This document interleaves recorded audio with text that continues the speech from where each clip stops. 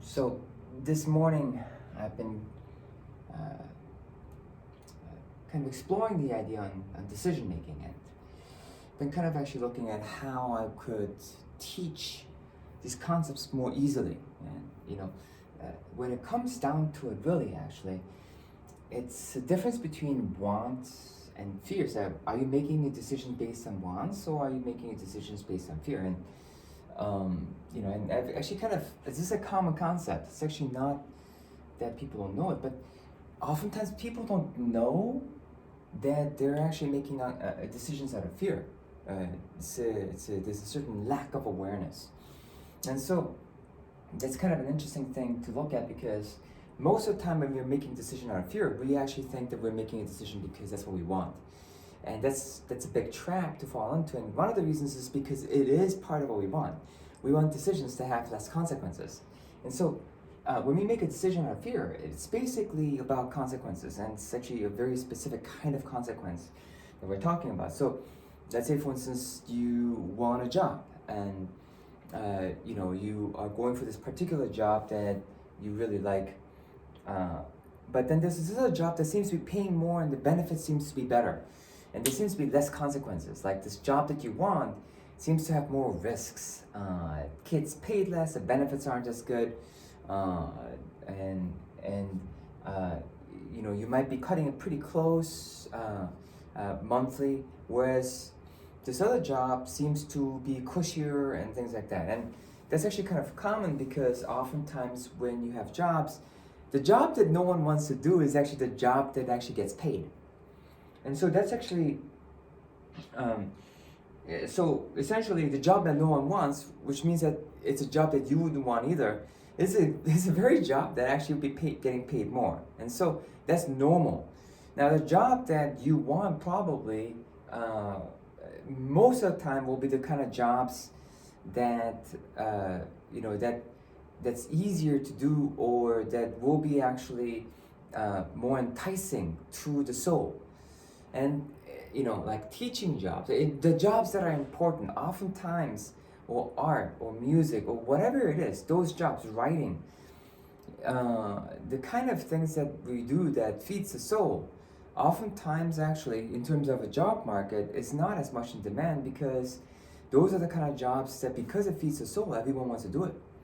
And so it's not that it's not important, it's actually the opposite. Because it's so important, in some ways, in terms of the job market, it's oversaturated. And so if we look at the kind of jobs, it's the kind of jobs that in general that's not popular that actually tends to pay more. The kind of jobs that eats away at your soul, as we would typically say, which is you're sitting at a desk and you're basically crunching away numbers, you're looking at Excel spreadsheets, and there's some brains, there's some people that actually love that kind of jobs, and they're actually fine with it, and they can do it upon hours. Most likely that's actually not you. So when we're trying to choose a job between those two things, it actually needs to be a balance, because we do need security. But then at the same time we want to be fed. And so we would say that you could say that there are actually two kinds of jobs, or there are two kinds of decisions. One that actually helps you meet your needs, then one that actually helps you reduce consequences, and that will either actually make it easier to support your needs, or that have less consequences. And so that means that basically, the downside, the risks are lower, or it means that it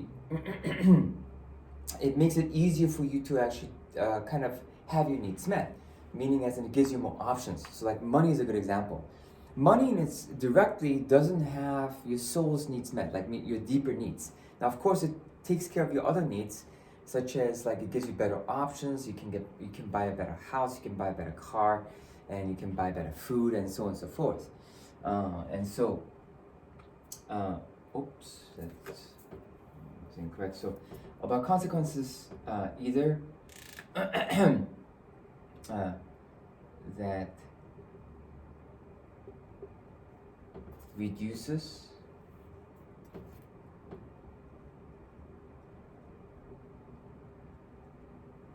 risk to needs or will make it easier to support needs.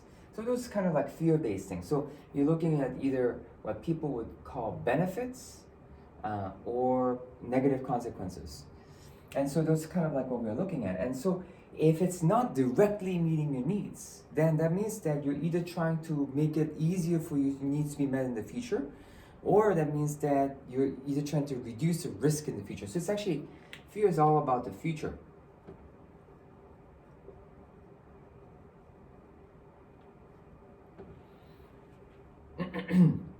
So it's about either reducing negative consequences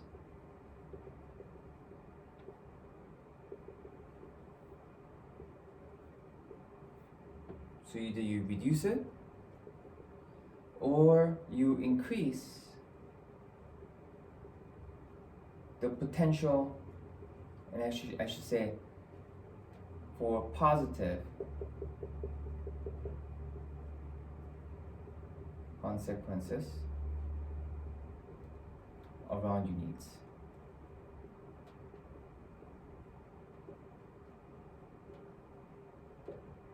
And reduce potential negative consequences around your needs or in relation to your needs. So those are basically fear-based decisions. If you're trying to increase the positive potentials or reduce the negative potentials around your needs, that's a fear-based decision because it's actually doesn't have anything to do directly with your needs. Now, if you go for what you want, that means that you can probably get your needs met, whatever they are, right now. And that's actually, it entails risk because if you go for something, then you may not get it because we're just talking about possibilities. And so, essentially, when you go for what you want, it means that you're kind of in an abundant mindset. It means like, oh, if it doesn't happen, no big deal. If you're trying to make a fear-based decision, then you're going for security, you're going for safety, security, protection, and comfort. Now, basically meaning like you don't want to change the status quo, you don't want to risk anything. But it's kind of interesting. It means actually you're slightly in a compromised state and it feels like you can't take any further risk or you can't take too much risk. And so these here is kind of like actually compromised state. And compromise means that you may be comfortable, and this is actually most people's actually cases nowadays because life has become safer. They're not real pending needs to your survival, and so most of the time the kind of actual issues that we're really facing is comfort. Life is actually not bad; it's just not good, and so and we're trying to see how we can safely get to good without taking too many risks. And abundance actually means that you feel like you can take risks.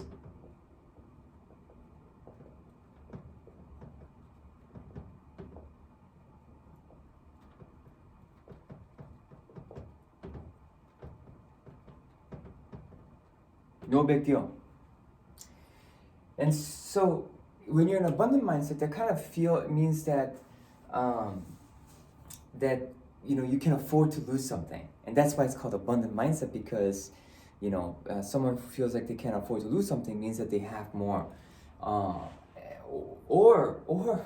it feels like at least you have more, and that's kind of an important thing. So this is kind of like the anatomy of like decision making. So now oftentimes what people don't realize is that if you're in a compromised state, you're actually in for a slow decline. There's actually because you're kind of just waiting. Because see, while you keep making decisions that are safe and secure, your needs are not being met. So actually, your discontent keeps growing. And this is actually the reason why oftentimes people feel like, wow, my life is good. Why is it that I'm not happy? This is the reason why. It means that you've been making very good choices in terms of increasing your potential and reducing negative risks. So you have good insurance, you have a good house, you have a good car, you actually have good friends, but you're not really doing the things that you want to be doing. You're not really uh, pursuing your passions, or you're not actually doing the kind of things that really feed your soul, if you will. And then here on the other side, so like you're kind of waiting, so you're actually kind of starving deep inside in some ways, but because it's so comfortable, and because it's so safe, and because the benefits, meaning as in the positive potential, like you have lots of money, or you have enough money, you can go on vacations, and once in a while you do get to do some of the things that you love. So there's nothing to complain about, or very little to complain about. Oh, you've got it so much better than everyone else. So you keep making decisions that are actually fear-based. And there's nothing wrong with that, because it does give you like a firm foundation for better options. And what I kind of see happening with people is that people have good lives, and so they actually have like a decent amount of money, and then they hit a midlife crisis point where they were like, why am I doing this? Like I work hard, I make good money, I have a good house, I have a good car. I mean, I've got a good everything. I've got nothing to complain about. I feel empty inside. Why am I doing this? And that question actually really drives someone from going from being firmly seated here to actually being able to be in abundance. As in like saying, do I want to take any risks? Is this worth taking a risk? So, and those people, because they have a firm foundation, oftentimes can actually take some risks. And all of a sudden, when they switch the filter and realizing, actually, these risks are not so bad. If I take them, they just seem scary, but I'm not going to lose too much money. I'm not going to lose my house. I'm not really going to lose anything. The only thing I'm going to lose is comfort. Emotional comfort, more specifically. Because to go for something you really want is vulnerable. Because it has to do with your needs. Anything related to your needs is vulnerable. And so, this is not a bad thing. We need both. It's actually a balance. You always need a balance between the consequences that you don't want, the consequences you do want, and then they need to be in relation to what you really want in terms of like your soul. And so that's actually the best kind of decision, where you say, okay, this is what I want. And that's actually where you need to start this. Now, what are my options? And if these are my options, then among these, which have the best consequences and the negative consequences, what can I live with? And so this is actually how a good decision is made.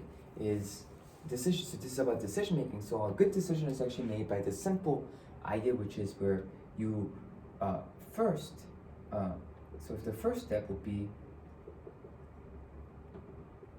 consider what you want.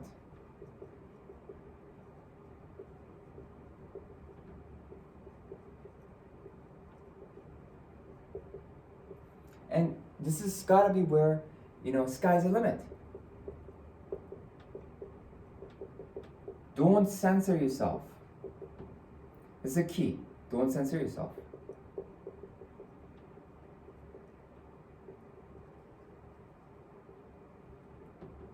Like, don't try and be realistic.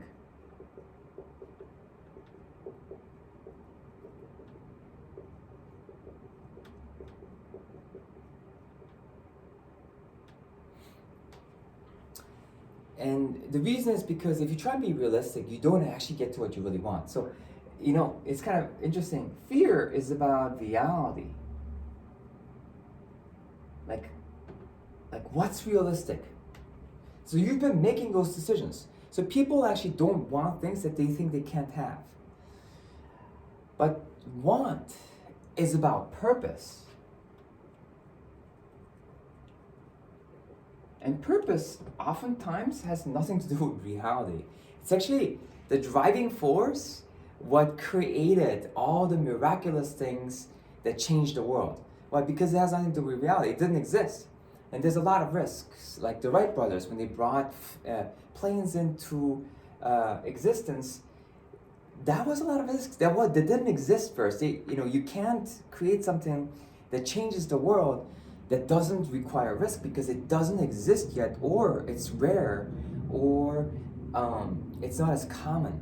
And so that's actually one of the main issues that we face, is that whatever it is that we really want to do, most likely it's actually not the norm.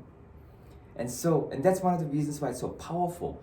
And also it's one of the reasons why it needs to be kind of balanced between reality and also, the driving force, the desire to change the world. And so the first thing is that you kind of need to actually kind of look at what is it that you really want to do. What is your dream, if you will? I say, what's your dream? And one of the key things, and which is your purpose, kind of visualized. It's kind of like the best strategy your unconscious could come up with that would allow you to actually meet your needs. And the actual dream would give you a feeling. So you're really looking for it to feel a certain way. Like, oh, if only everyone in the world did this. If, let's say for instance, if everyone in the world was enlightened, oh, I would feel so much peace because everyone will be peaceful. Or, everyone will be happy so I could finally be happy. Whatever it is, you're looking for a feeling. And this feeling is actually really kind of what we're looking for. It's not the actual thing. There are many ways to get to the feeling, because everything that you're coming up with is kind of just a strategy to actually hit the feeling. So step 2, the second step,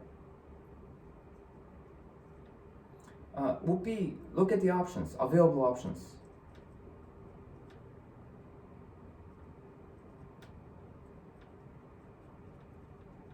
Both short-term and long-term. And what you'll notice is that there's some things you can do that will actually help you feel what you want to feel sooner. And and sometimes those actually just simple things, like a quick excursion, like an hour drive to somewhere, or just going on a walk, or it's a lot simpler, but you can actually get some of this feeling that you're looking for. And the real secret is actually to take the feeling that you can, and then start taking some actions towards how to actually have a more permanent solution. So this is kind of like a short-term solution, and then this is basically a permanent solution. Long-term goals or long-term solutions are permanent solutions. How can you actually do this so that you can consistently have this in your life? And so you start looking at the options. And then the third one is actually where we typically start, which is look at the consequences. What are the consequences you want, and what are the consequences you don't want? So third step is consequences. Look at consequences.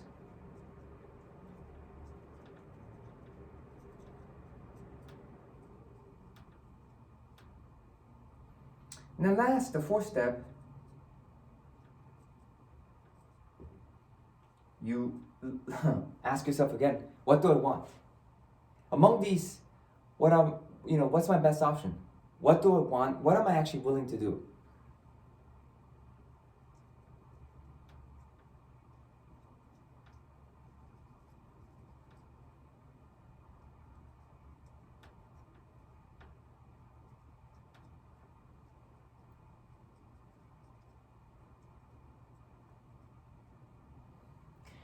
And those are kind of like the 4 stages that someone goes. And basically, it's a marriage between what you want and which is both of what you want.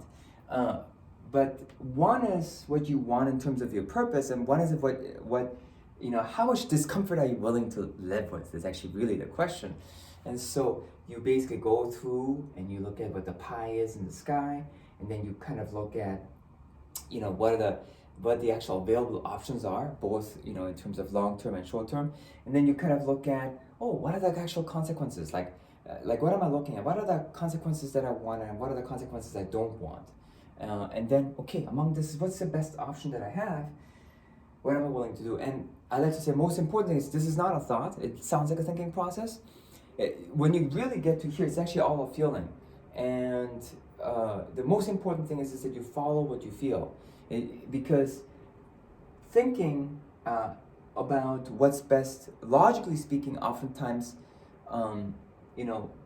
something will logically make more sense. People will actually try and use logic to actually look at, what's more beneficial. And again, you're straight back here. So when you're here, at this point, you've actually kind of looked at already the consequences that are not acceptable. And so the choices that you're trying to make, you can't really actually go wrong. You can't go, you can't make a choice that's too bad for yourself. So essentially what happens is that whatever choice you make is actually going to be okay. If that's actually the case, then at the end, it's a risk-free environment. And from that perspective, you should just choose what you emotionally want, because you've already sussed out all the risks. And by the time you're probably struggling, struggling between 2 or 3 choices. And if you're struggling between 2 or 3 choices, the 2 or 3 choices are probably kind of neck to neck. And you're kind of like, oh, if I did this, but it's better this way. But if I did this, then it's better this way. What do I choose?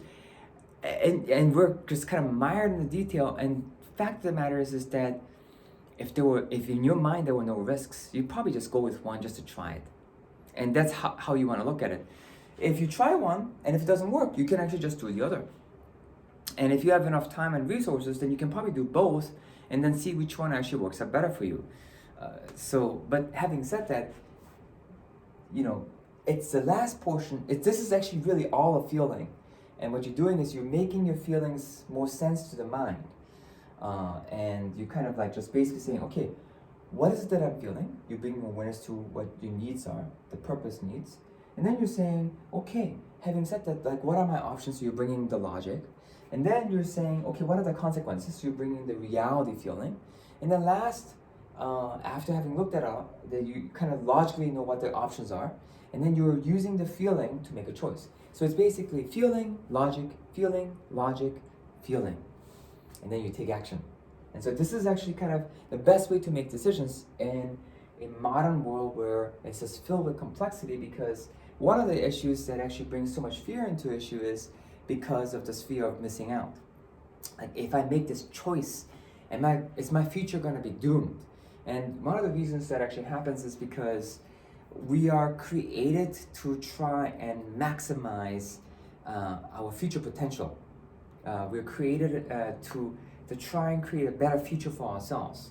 And it's one of the reasons why we actually keep making choices that have better benefits and have least consequences, because if you keep making those choices, that means that in some time in the future, we're going to have lots more options and a lot less risk.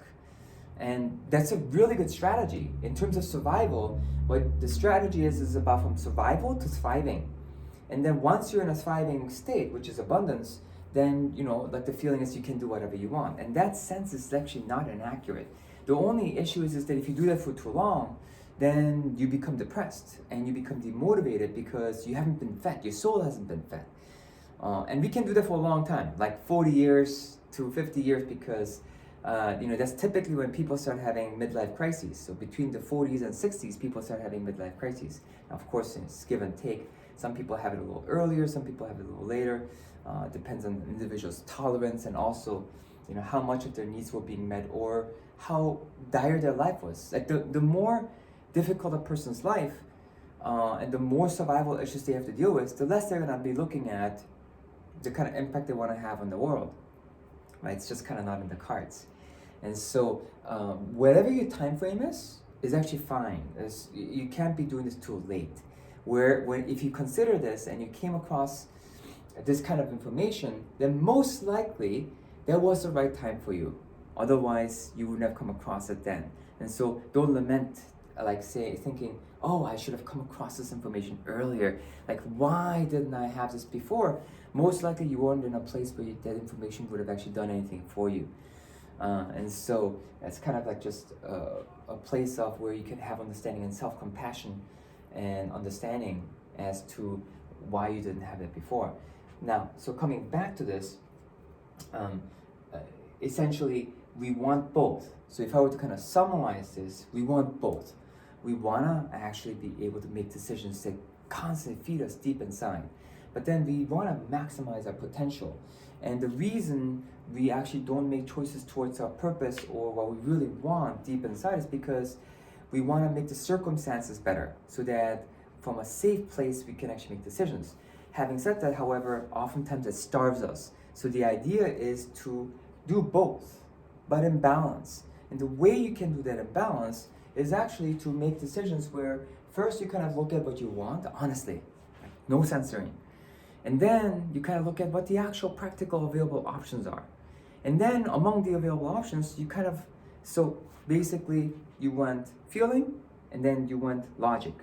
And then once you know the options, logic, and then you kind of look at what the consequences are. And those are actually feelings, because consequences, what's risky to one person is not risky to someone else.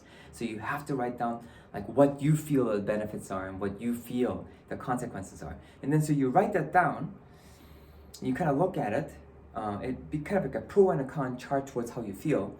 And then you kind of look at what your best options are.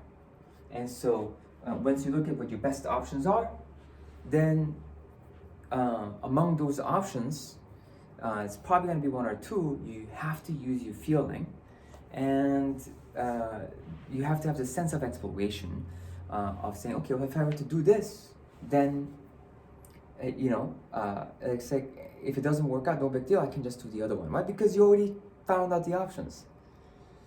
And so hopefully you can use this to navigate the complexities of your life and start finding a life that becomes more and more what you want, because these decisions made every day from moment to moment accumulate. You'll notice that if you start making decisions just within even one day, you will start feeling a lot more hope and you'll start feeling better. It's amazing. Your needs are your needs. It's kind of like if you're hungry and let's say for instance you haven't eaten in a few days, it's not like you have to catch up all those times. So people think that if your needs haven't been met in 3 years, it's going to take you 3 years to have them met. That's incorrect. If you haven't eaten in 3 days, you don't need to eat for 3 days for you to actually catch up.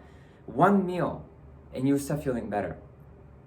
And so that's actually the key to remember. One meal. And so you just need to take care of your needs for that day, what you want. And you'll be like, oh, I feel better. Wow, I feel like a lot happier. Happiness is in the now. The moment you make a decision, you're actually happy. And then you can build on that happiness. And so it takes a moment for this to change. It's not difficult. So don't think of this in terms of like having to take a long time. And that's why this is so powerful. Now, over time, longer time as your decisions accumulate, then you just get more security in terms of your needs being met. So you start having an ecosystem of decisions that actually remind you how good your life has become. Okay, so hopefully that all made sense and gave you some direction, and happy exploring.